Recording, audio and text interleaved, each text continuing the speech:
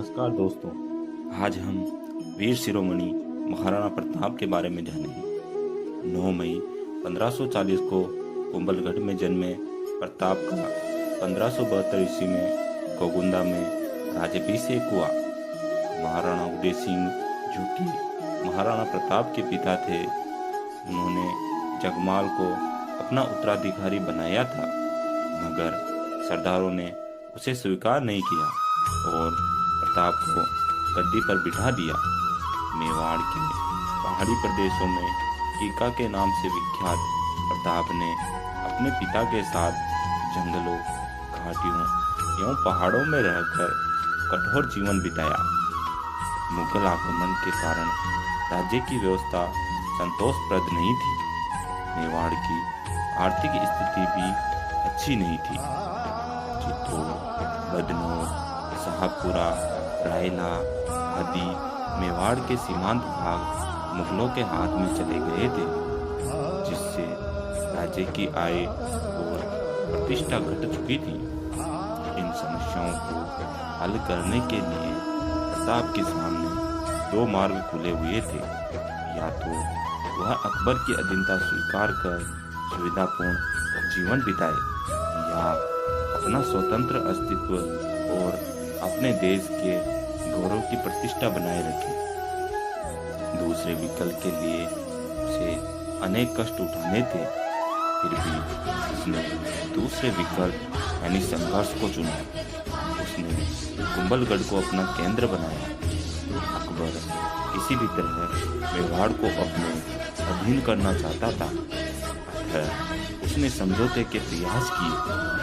1572 से 1576 ईस्वी के मध्य उसने 4 शिष्टमंडल क्रमशः जलाल खान, मान सिंह, भगवान दास एवं टोडरमल के नेतृत्व में भेजे, मगर महाराणा ने संधि करने में किसी प्रकार की रुचि नहीं दिखाई।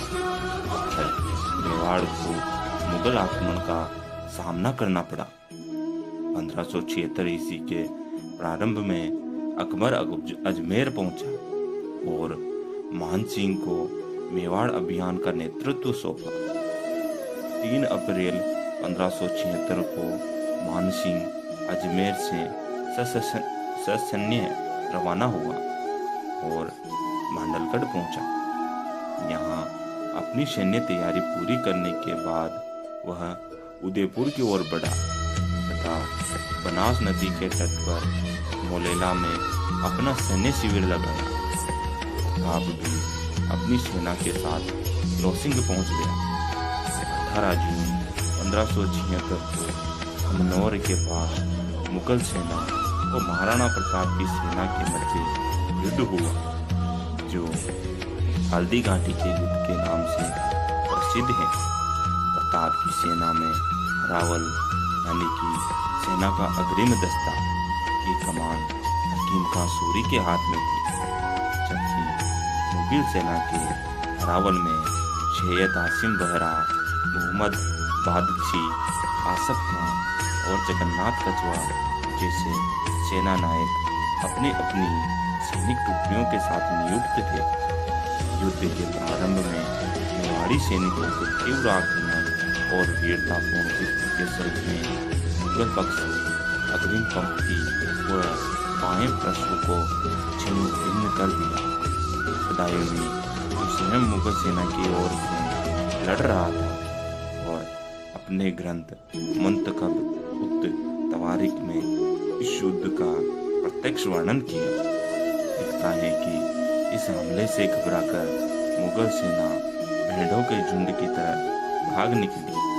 मुगल सेना को भागते हुए देखकर मेहतर खां चिल्लाता हुआ आया कि बादशाह सलामत एक बड़ी सेना के साथ स्वयं आ रहे हैं। इसके बाद स्थिति बदल गई और भागती हुई मुगल सेना नए जोश के साथ लौट गई। राणा प्रताप चेतक पर सवार होकर शत्रुओं से लोहा ले रहे थे। मुगल सेनापति मान सिंह मर्दाना आदि नामक पर सवार था। रणछोड़ भट्ट अमर काव्य अंशावली के अनुसार प्रताप ने बड़े वेग से चेतक के आगे के पैरों को मान सिंह के हाथी के मस्तक पर टिकाकर भाले से उस पर वार किया। मान सिंह ने धोंधे में झुककर अपने को बचा लिया, किंतु उसका महावत मारा गया। इस हमले में मान सिंह के हाथी की सूंड पर बंधे खंजरों से चेतक का एक पैर कट गया। इस मुगल सैनिकों ने प्रताप को घेर लिया। प्रताप को शत्रुओं से घिरा देखकर बड़ी सादड़ी के झाला बिदा, जो झाला मन्ना वो मान नाम से भी प्रसिद्ध है, ने प्रताप का मुकुट धारण कर लिया और प्रताप को युद्ध भूमि से बाहर जाने के लिए विवश कर दिया। झाला बिदा अंततः वीर गति को प्राप्त हुआ। राणा प्रताप युद्ध भूमि से बाहर निकलकर गोगुंदा की ओर चला, मगर टूटी टांग का चेतक उसे अधिक दूर नहीं ले जा सका और घाटी के दूसरे नाके पर अपने स्वामी को सकुशल बचाकर दम तोड़ दिया। प्रताप ने स्वयं अपने स्वामी भक्त घोड़े का दाह संस्कार किया। हल्दी घाटी के पास बलीचा गांव में चेतक का समाधि स्थल है। दोस्तों, ये था महाराणा प्रताप से रिलेटेड पार्ट 1।